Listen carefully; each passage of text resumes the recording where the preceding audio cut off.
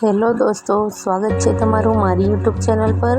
આજે આપણે બનાવશું સરગવાનું લોટિયું। સરગવાનું લોટિયું બનાવવા માટે ખૂબ જ સહેલી અને સરળ રીત બતાવીશું તમને। સરગવો ખાવો શરીર માટે ખૂબ ફાયદાકારક હોય છે। આ રીતે મેં બધી જ સામગ્રી તૈયાર કરી લીધી છે। લસણવાળું મરચું, હળદર, ધાણા જીરું અને સ્વાદ અનુસાર નમક, 2 નંગ ટમેટાં, 1 મોટી ડુંગળી, ચણાનો લોટ અને 2 થી 3 પાણીથી વોશ। શરીરમાં જો કાયમી માટે કળતર કે તાવ રહેતા હોય તો સરગવાને બાફી હળદર અને મીઠું ઉમેરી અને રોજ ખાવાથી એ તાવ પણ દૂર થઈ જાય એટલો શરીર માટે ફાયદાકારક હોય છે। હવે આપણે અહીં તપેલીમાં તેલ ગરમ થવા રાખી દીધું છે। એમાં અડધી ચમચી જેટલું ઘી ઉમેરીશું। આ રીતે ઘી મેલ્ટ થઈ જાય ત્યાર પછી આપણે એમાં અડધી ચમચી જેટલી રાઈ, અડધી ચમચી જેટલું જીરું, બંને બરોબર સાતરાઈ જાય એટલે એમાં 1 ડુંગળી ઉમેરી દઈશું। ડુંગળી સહેજ ગુલાબી થાય એટલે એમાં ટમેટાં ઉમેરી દઈશું।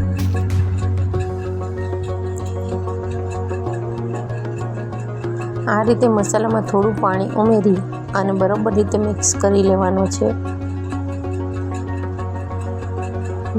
મિક્સ કરેલો મસાલો ઉમેરી અને 5 થી 7 મિનિટ સુધી હાઈ ફ્લેમ ઉપર પકાવી લેવાનો છે મસાલાને।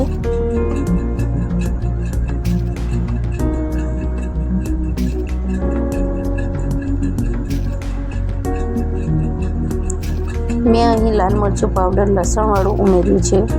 તમે એમનામ લસણવાળું મરચું ઉમેરતા હોય તો કોરું મરચું અને લસણની પેસ્ટ પણ ઉમેરી શકો। આ રીતે મસાલો પાકી જાય પછી એમાં બધો જ સરગવો ઉમેરી અને એક સરખું મિક્સ કરી લેવાનું છે।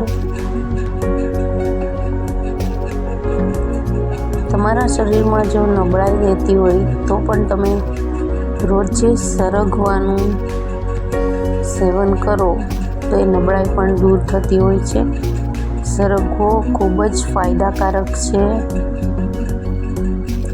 સરગવાનું શાક તો તમે ઘણીવાર ખાધું હશે પણ આ રીતનું લોટિયું તમે ક્યારેય નહીં ખાધું હોય।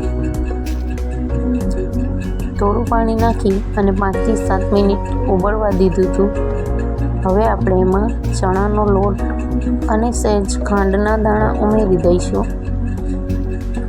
આ રીતે ચણાનો લોટ એક સાથે નથી ઉમેરવાનો, સહેજ સહેજ કરતાં ઉમેરતો જવાનો છે જેથી પરફેક્ટ લોટિયું બનશે।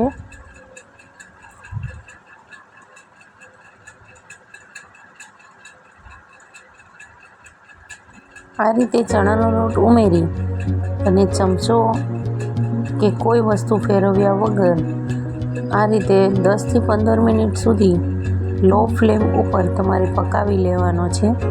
પકાવ્યા બાદ કંઈક આવું દેખાતું હોય છે। હવે તમારે બરાબર રીતે મિક્સ કરી અને ફરીવાર 2 જ મિનિટ એને પાકવા દઈ અને તૈયાર કરી લેવાનું છે।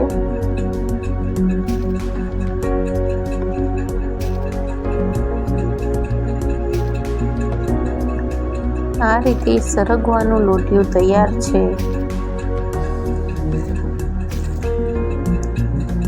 સરગવો પણ પાકી ગયો છે અને ખૂબ સરસ અને સરળ રીતથી મેં સરગવાનું શાક બનાવ્યું છે। તમે એકવાર જરૂરથી ટ્રાય કરજો। તમારા ફ્રેન્ડ ફેમિલી સર્કલ સાથે શેર કરજો। તમને મારો વિડીયો જોવો પસંદ આવતો હોય તો મારા વિડીયોને લાઈક કરજો।